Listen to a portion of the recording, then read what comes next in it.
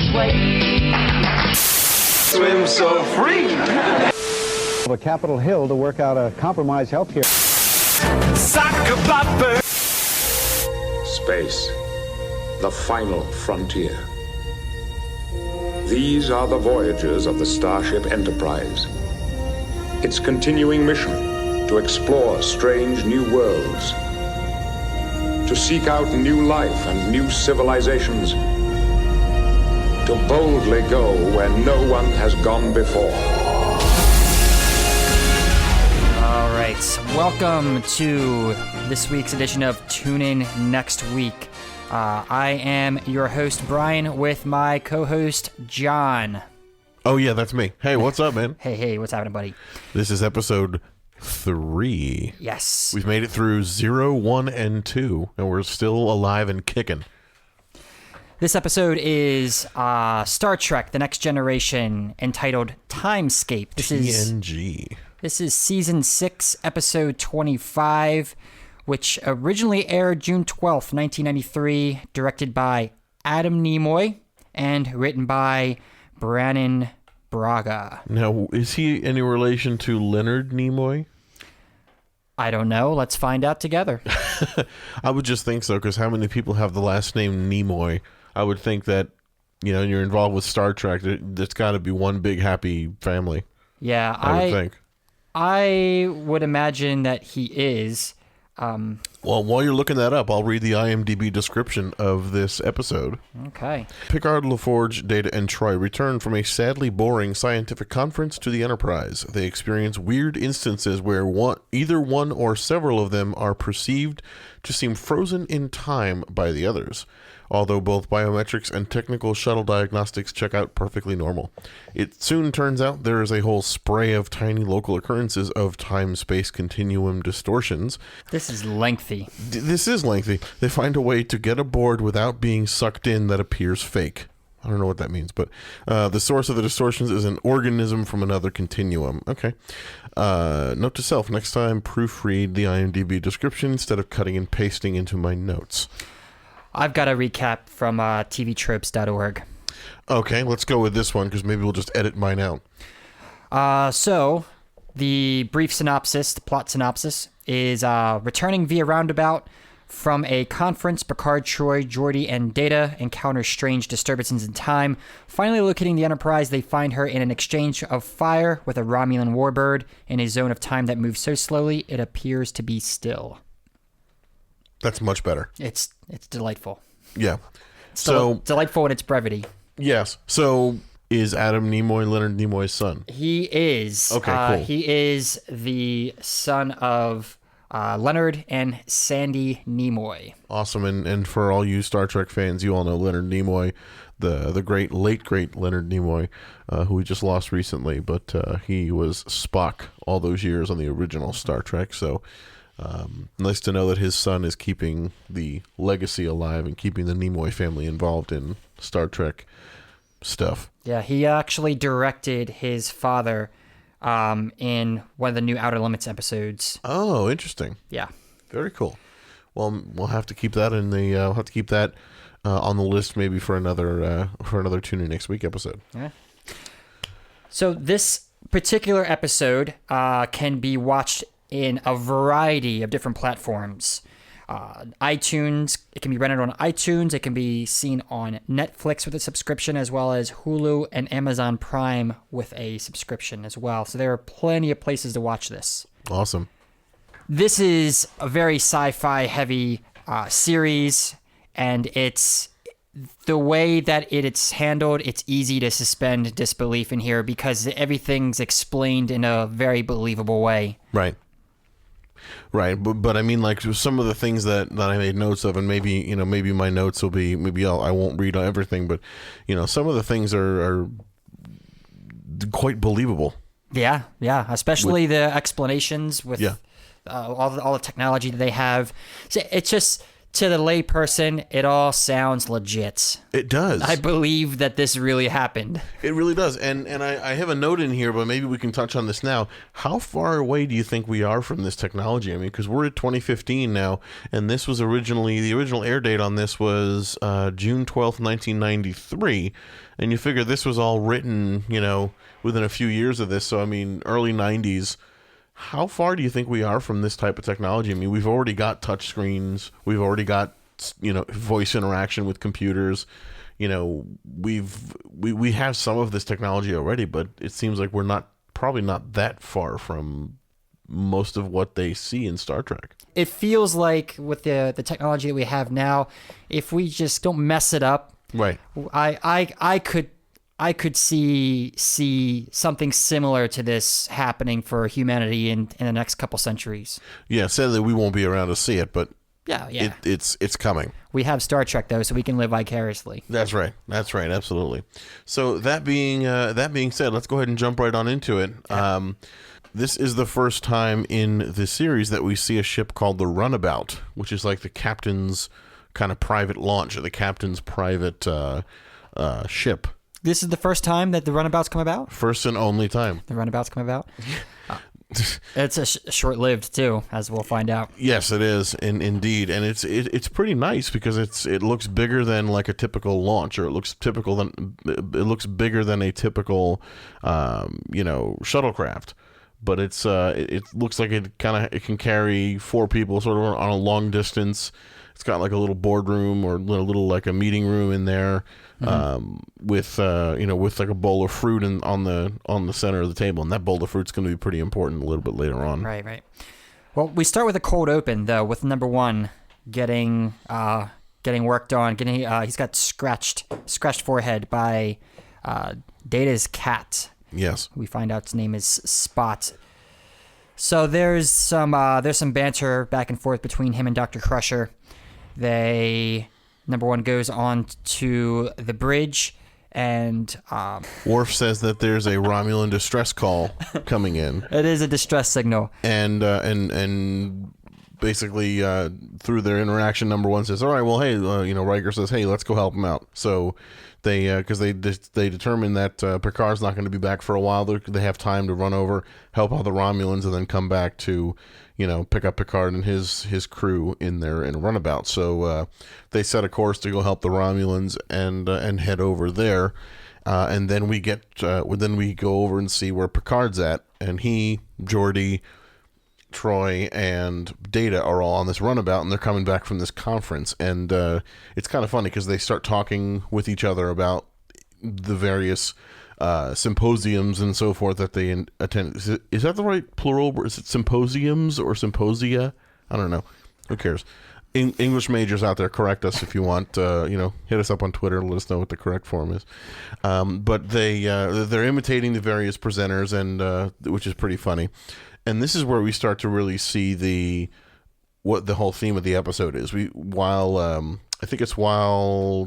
Geordi is talking, it's Geordi, right? Yes. Well, he's talking about something. He was talking about touching a plasma field, and he just all of a sudden freezes and stops, and everybody else around is just motionless, doing nothing except for Troy, and she's looking around like, what the hell's going on? Mm-hmm.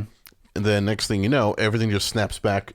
And Geordi continues his sentence and continues what he was saying as if nothing had gone wrong. And Troy's like, what the hell just happened? And then they kind of start to dive into what actually happened, and they do the intro of the show and stuff. And then when we come back from there, that's when we really start to dissect what just happened and what was going on. And what I really find interesting is, she just says, "Oh, hey, something was weird," and all of a sudden, it's an all-out investigation. I love how nobody questions it. Everybody believes her. I mean, we're in the Star Trek universe. Crazy shit happens all the time. Right. Everybody is just like, "Oh, well, of course I believe you." There's no second guessing. There's none of that. Right. It's almost like if I was looking for my glass of water that I have right here, instead of me just asking you, "Hey, do you know what happened to my water?" we would launch a full-scale investigation. Yeah. As to what is the possible location of my glass of water, completely ignoring the fact that maybe I left it downstairs before we came up to record this. We would launch a full-scale investigation. You'd be tearing apart rooms, I'd be, whatever. Where's my water? You're right. I mean, there's never any sort of like, questioning anything or second guessing or anything like that. It's always like, let's just jump right in and do a full scale investigation into whatever is going on here. And that's pretty frustrating to me sometimes in certain TV shows where something happens, you the viewer see it and you kind of experience it with the character. Right. But then they tell everybody else, and everybody's like, I don't believe you. And then that's the conflict. Right. Trying to get everybody else to believe you. And it was satisfying to me that Troy was like, hey, y'all were frozen for a minute. And it was really weird. And everybody's like, oh, well, tell me more. Let's investigate this. Let's run some scans. Let's run some tests. Let's find out more about this. Tell me exactly how we were.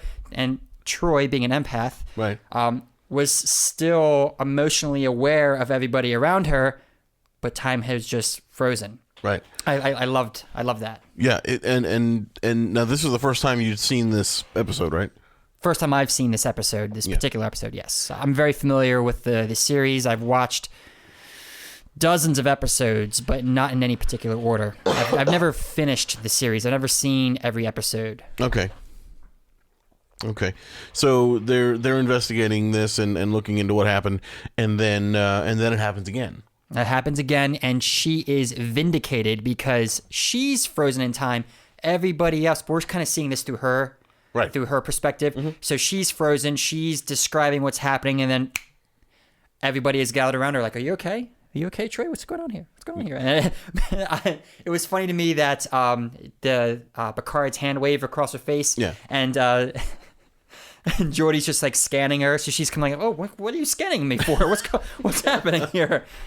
Just imagine that, like, nowadays, if you walk up to somebody on the street and start like waving your iPhone and like up and down the person, like, what the hell are you doing? Pretty much. Get away from me, creep. I gotta say, I mean, that medical technology is phenomenal. I mean, even just, they have the technology where in the very beginning of the episode, Dr. Crusher just erases the cut from Riker's head, and now they're just swipey this little thing, over the body, and it's like you're getting a complete medical diagnostic that you would need like an MRI machine for, and you would need all this stuff for, and they're just holding this little thing that looks like a can of lipstick and just waving it over the person and looking at it on their tricorder screen. Now, obviously, suspending disbelief.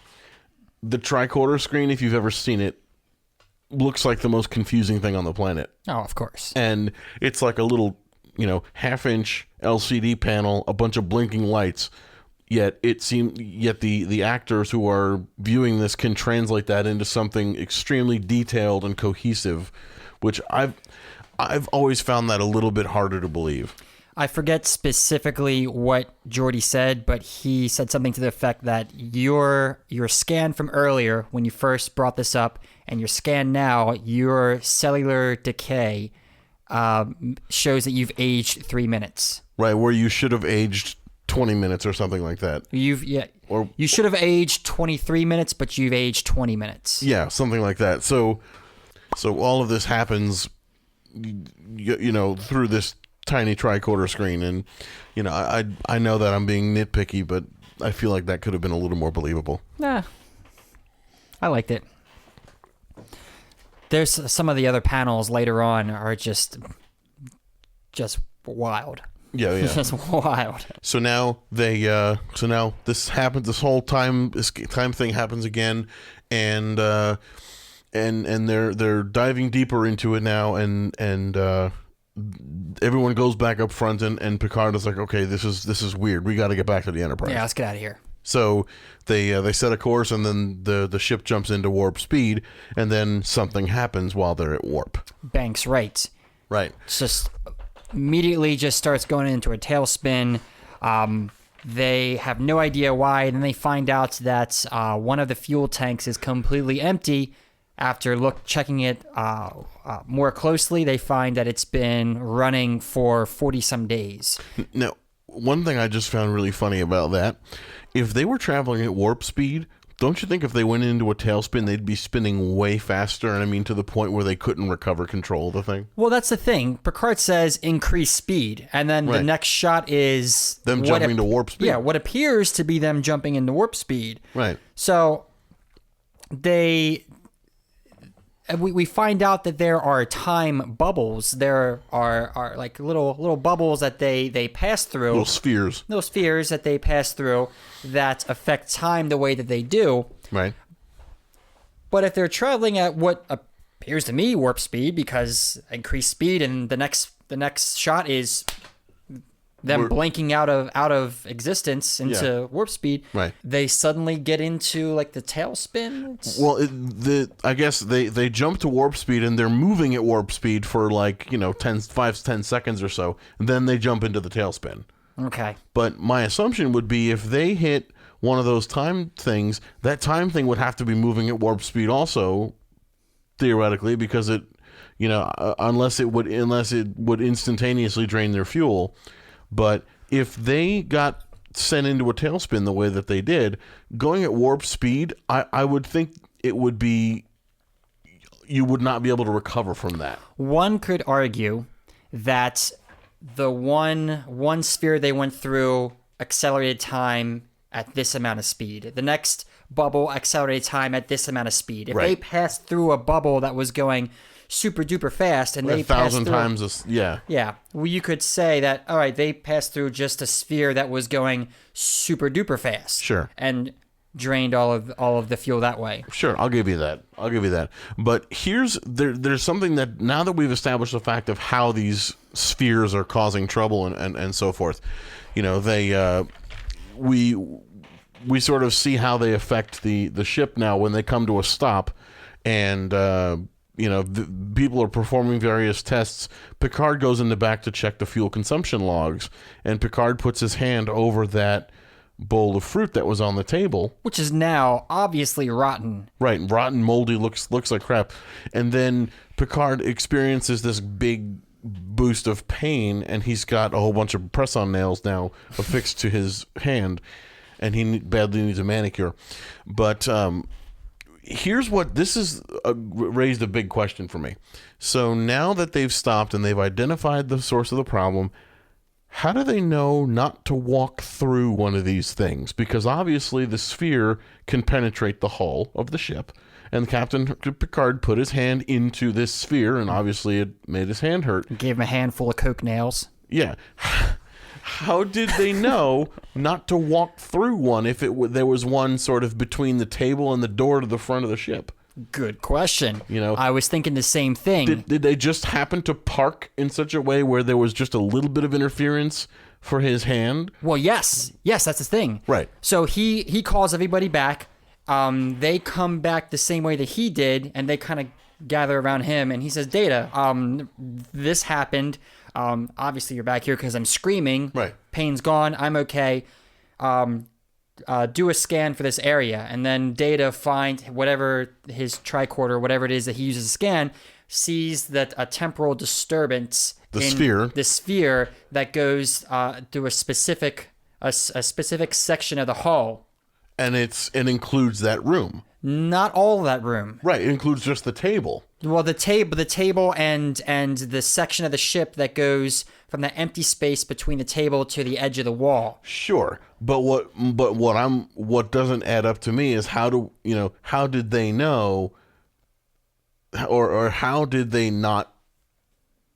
How do they know they didn't park in the middle of one of those? You know what I mean? Or well, that's just like a chance that you take. You don't know until you do the scan, and now that you've done the scan, they're like, all right, stay away from this area. Right. Let's get the hell out of here. Right.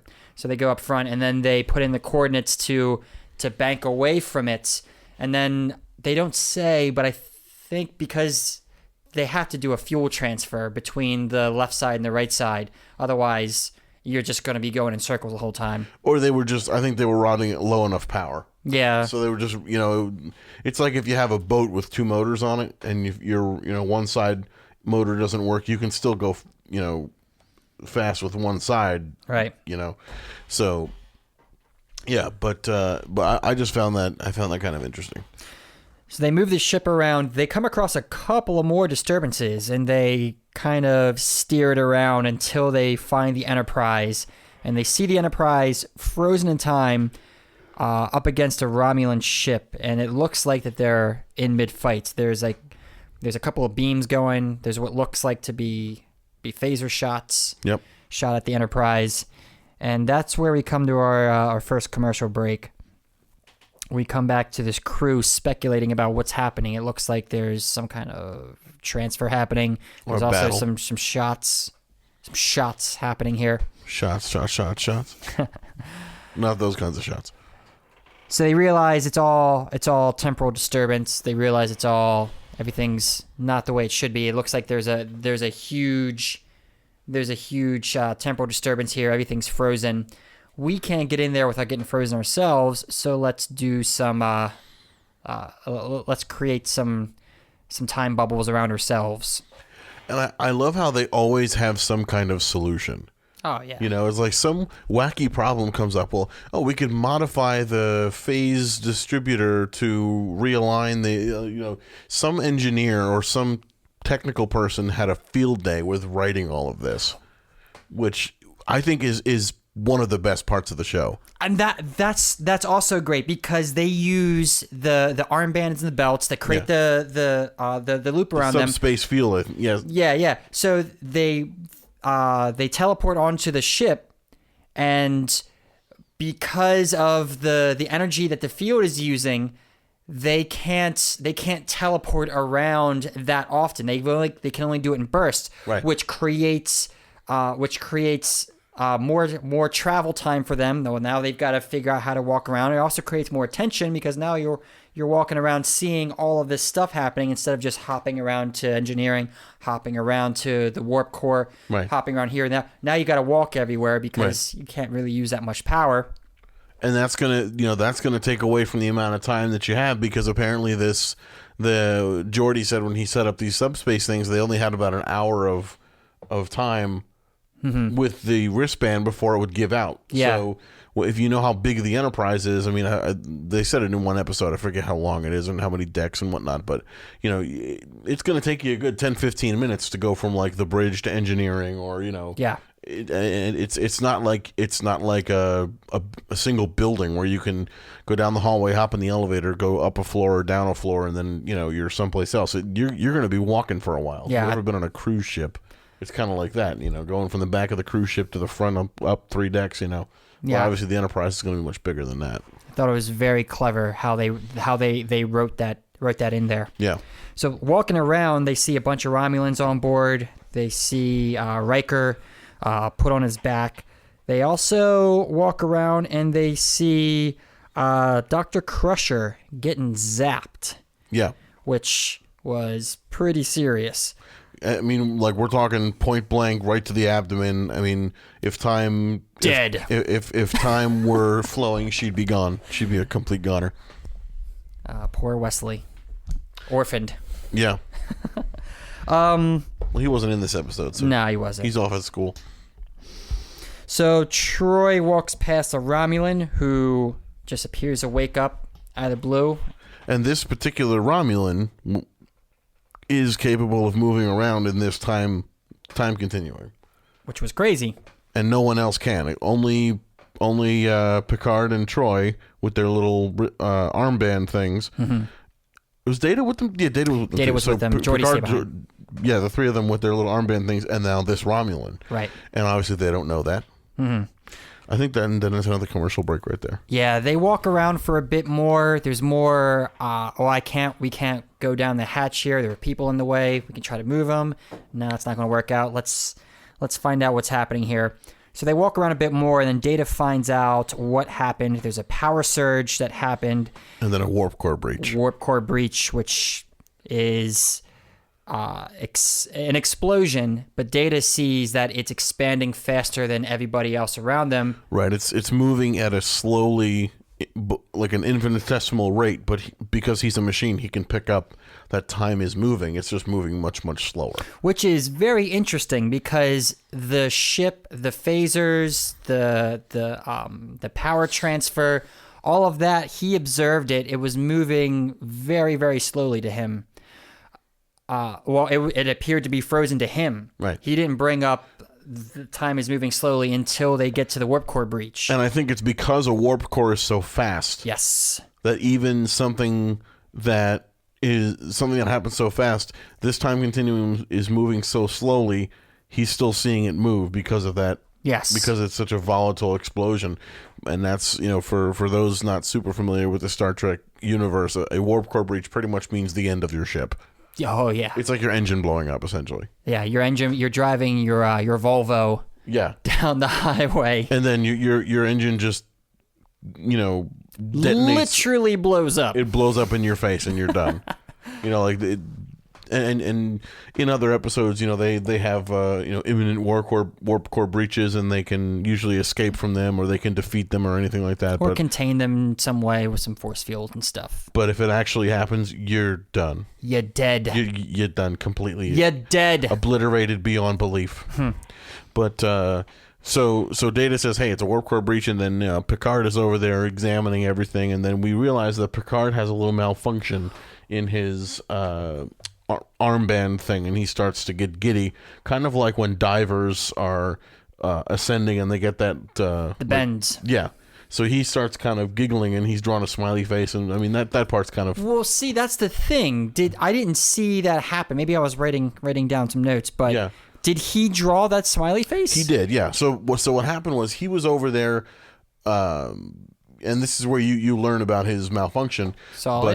He was over there, and then he started giggling, and he drew the little smiley face. Do they show it? Do they show him poking the gap? Okay. No, they only show him pointing to the smiley face that he drew, and then laughing about it, and then he starts kind of freaking out. Yeah. And then and then basically everybody teleports back to the runabout, and they kind of explain that he had a little break in the his force field type of thing. I did not assume at all that he drew that smiley face. I was perplexed for the rest of the episode. I was expecting some other explanation. I had no idea that he drew that. Well, what else would have put that smiley face there? I didn't think that he drew it. I thought he started cracking up because he saw it there. It's like, oh yeah, I would probably laugh at that also. Oh yeah, you're laughing for a pretty long time, Picard. Get it together. And then he just freaks out and goes, no! And he starts banging on the windows. Yeah, but I don't know why you wouldn't think he drew it. That's interesting to me. I just didn't think that he drew it. I thought that first. I thought it was like an anomaly that happened in the gas, and he just saw it and just started giggling at it. I didn't once think that he drew it. I don't know. Interesting. Maybe I'm weird. Hey, but that's okay. That's probably a good thing. Okay. Sure. Okay, moving on. Okay, so let's see. I don't even know where I am in my notes here. Oh, they leave him behind. They explain the malfunction, the bends, and then they go aboard the Romulan ship. Right. Okay. So let me look at my notes here. Okay, so when they get aboard the Romulan ship, Troy all of a sudden becomes a Romulan expert, because a few episodes prior, she was actually in a few episodes prior, I forget what the name of the episode is, but she's basically an undercover agent on a Romulan ship. And she wakes up after having been surgically altered, and she looks Romulan and the whole deal. It's a great episode. I forget the name of it, but they are sort of relying on her past experience as being on and intimately involved with a Romulan warbird. So she's over there, kind of directing the people over to do some scans and everything, and then, they're kind of looking around on there, and then they realize that the Romulan warbird is not in battle configuration. They're in like a, rescue type of a thing. And they're thinking, okay, well, maybe maybe there's a reason that they're being transferred over to the Enterprise, because there's a problem with the warbird and so forth. And then they're talking about the type of propulsion system that that Romulan warbirds use, and they say, well, hey, let's go over to this panel and see if we can check the propulsion system. And here's where we find the source of all this, and it's this sort of, gelatinous glowing blob of stuff. They call it a temporal aperture. Yes, a temporal aperture, which which also can be described as a gelatinous glowing ball of stuff. Time lens, I guess. Timescape, I don't know. But it's so this gelatinous thing, they start to scan it with the tricorder, and that causes it to time to sort of start flowing again, and now they see what's going on, and then time basically backs up and then proceeds forward, and the Enterprise is destroyed. And Picard, sitting on the runabout, is watching this whole thing. Watching this happen. But Enterprise blows up. The first time it blows up, and Picard's just still looking at it like, meh. and I'm like, well, come on. My ship is blown up, and I don't know what to do. But then it reverses, and then... Oh, good. It came back. I was hoping it would not be gone forever. It reverses. Everything goes back to where it was, and then it goes forward again. It blows up again. And the whole time, he's just... I wish he would make up his mind. Does it want to be destroyed? Does it want to live? It's just... He's almost no reaction, just looking out the window as this goes on. He's perplexed because his ship is being destroyed, then it's not destroyed, then it's destroyed, then it's not destroyed. So he's like... The first time it blows up, he's just no reaction. And he's sitting there looking at it. I gotta watch for that next time I see the episode, because that's funny to me. But then it, maybe about a full second, it's just blown up. And then it sucks back into full nothing's wrong, and it blows up again. But his reaction the whole time was just... Yeah. There was no reaction. Right. So now they are... Before we move on... Right. I don't know if Data or Geordi or Troy know that the ship blew up, but Picard never mentions it to anybody. No. So as far as everybody else knows, Enterprise is just fine. There was just time was moving forward and backwards. Picard sees the ship blow up and doesn't really impart the importance of this to everybody else. Just, I'm just not going to say anything. I'm not. Hope they don't miss the giant silver ship that was there before. Now is gone. You guys don't need to know this. Let's just handle our business, and you don't need to know the outcome. Yeah. So then when time freezes again, now they're back over on the Romulan warbird, and they realize there's an extra Romulan in the room, similar to that person that they found on the Enterprise. Well, they didn't find it. They didn't know. That was just like a camera aside. Troy sees Crusher getting killed, and she moves on, but the camera stays on that Romulan. Right. Okay. So, she doesn't make herself known on the...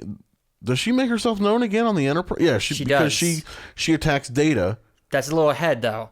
But as far as everybody knows but the audience... Right. There's everything's just fine. Right. The audience knows there's a Romulan walking around free of time. On the Enterprise. Then now we discover there's another Romulan walking around on the Warbird. And now and Geordi and Troy spot this because when time freezes again, they see this Romulan standing there and they're like, was that guy there the last time? And Geordi's like, no. And then the guy reaches up and just shocks him. Yeah. And then Geordi falls down, and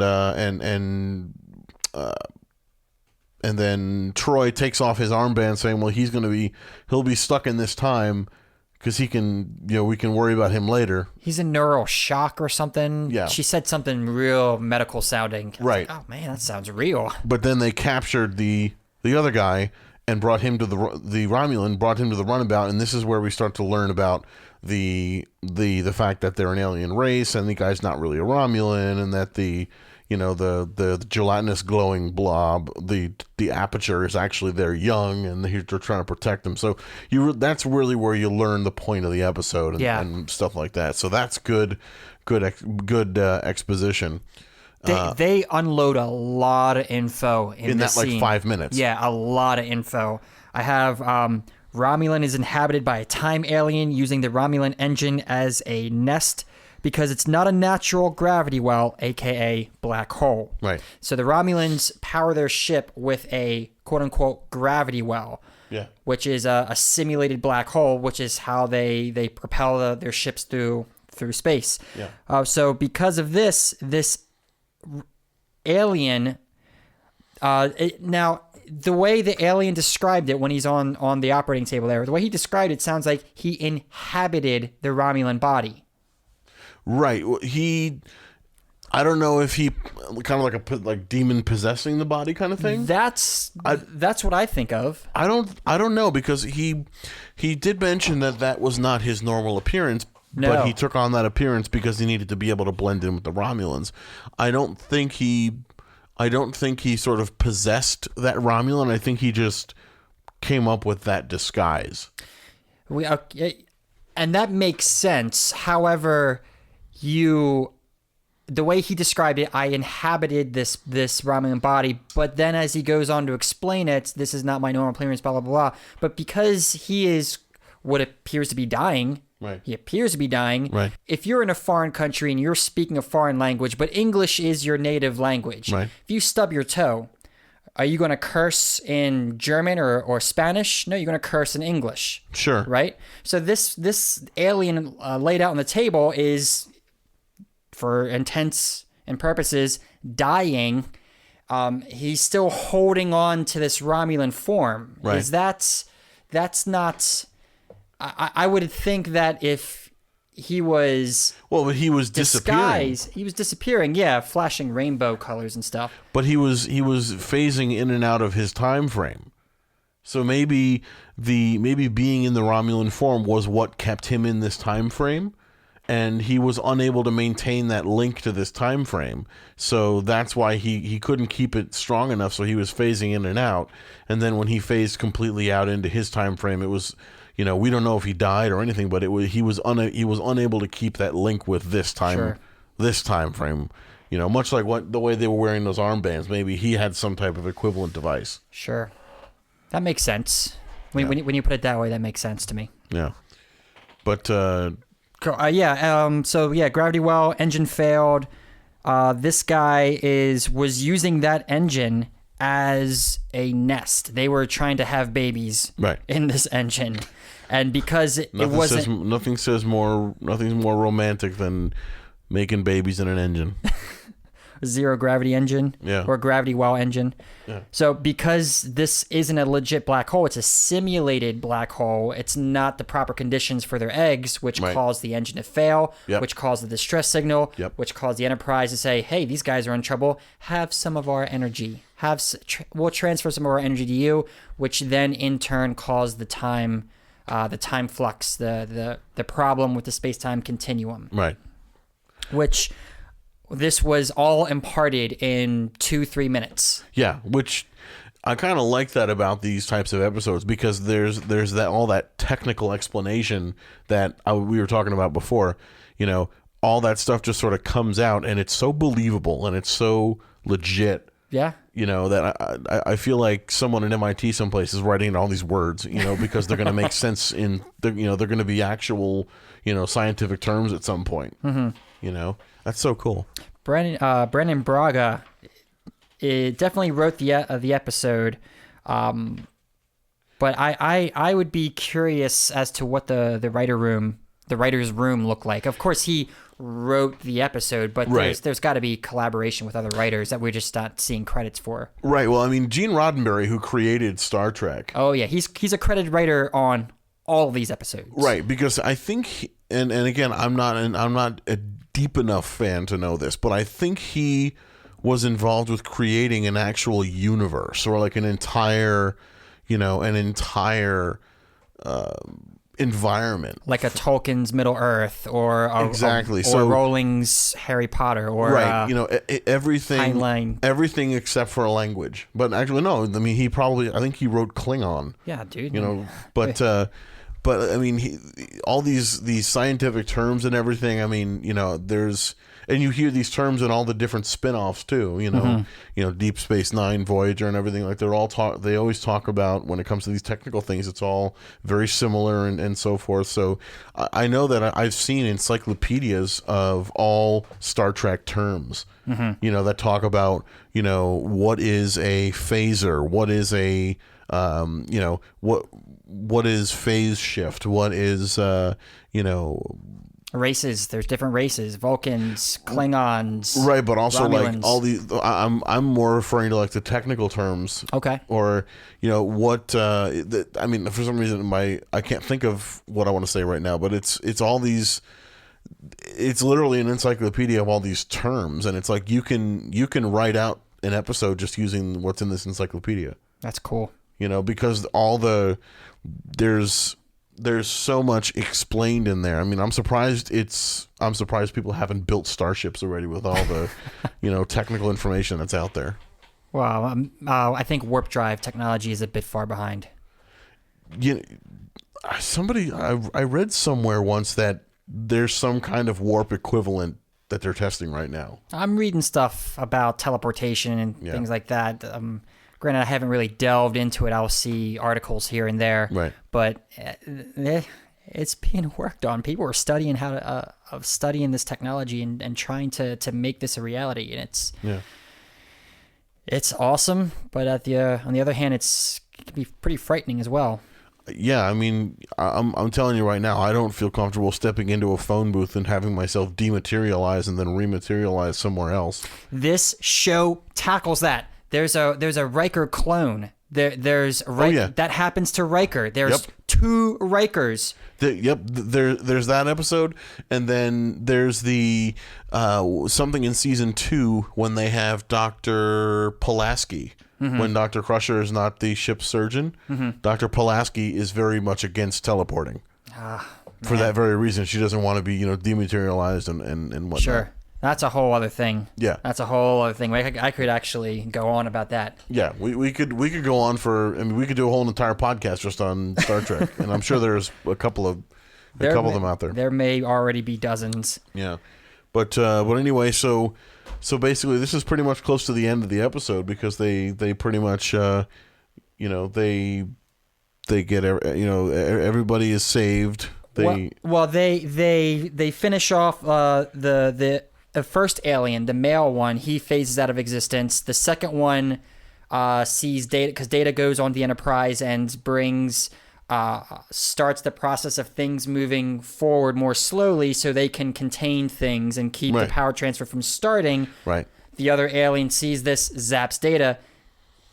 Unlike Geordi, Data has backup. Right.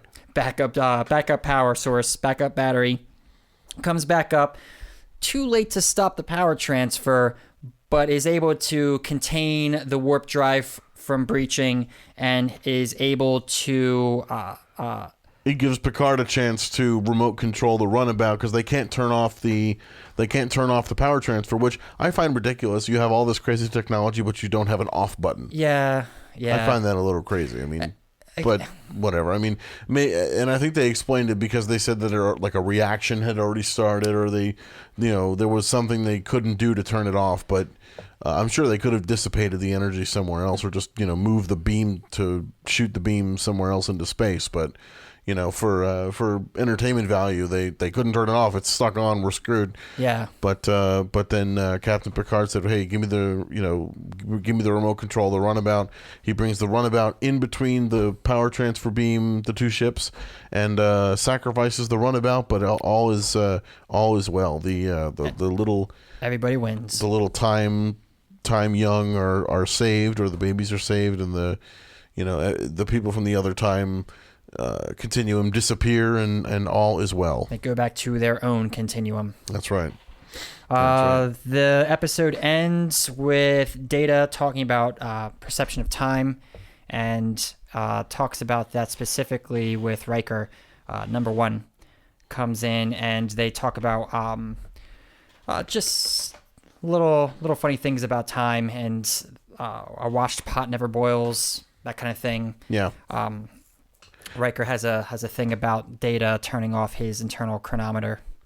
Which I think is just one of those things where Data, every single episode, Data has some sort of experience to try to become more human or try to act more human. And, this is kind of like him saying to Data, well, don't follow your clock so rigidly, relax a little bit, enjoy the time that you have here, turn off your chronometer, but don't be late for your shift. Right. Yeah, people don't have internal chronometers, Data. Right. Stumbled over that there. My internal chronometer is my Siri on my iPhone. Right. Because I'd be lost without it. Cool. So that was that. I've got a couple of tropes I found from tvtropes.org that I want to bring up. Trope me. Trope you. I'm ready to be troped. I got a trope right here for you. So the first one I want to talk about is just the negative space. Turns out to be like the whole monster of the week. It's not the Romulans. It's not the space or the time guys that are disguising as Romulans.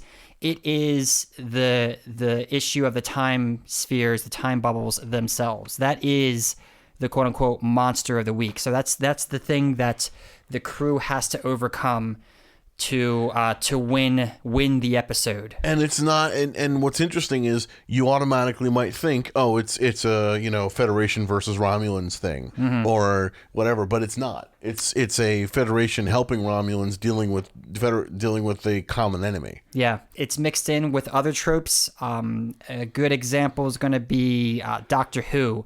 They'll use time travel or slow time or fast time to deal with other issues like Cybermen or Daleks or anything else. The other one is when they get to the Enterprise and the Romulan ship, it appears that they are fighting each other when it turns out that's not really what's happening. So this not what it looks like kind of trope is really prevalent across a lot of shows, a lot of movies, but it's mostly done with relationships rather than actions. For example, it's typically done in like romantic comedy or romantic, or like friends that are caught in a compromising position when someone else walks in and hey, this isn't what it looks like. It's funny you should say Friends. There's a Friends episode where somebody drops a ring, Joey picks it up, and it looks like that he's proposing to Rachel, and right. Everybody gets all up in arms over it when it's not what it looks like. That was like the basis of the entire show, I think, is just, no, it's not what it looks like. No, really, no.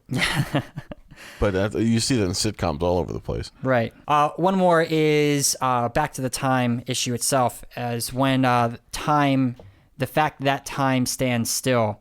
This is a device that's used in a few live action shows. Saved by the Bell. Saved by the Bell. Zach Morris does it all the time for his own benefit. Timeout. Yeah. Another show is Heroes. There's a character, Hiro Nakamura, whose special ability, his superpower, is freezing space and time. So he can move pretty much like the characters in Star Trek. He can move through space and time and manipulate objects. This is something that's also propped up in the original series, the Star Trek original series. There is an episode, I believe it's Wink of an Eye, where you have aliens that move so fast that they're really invisible.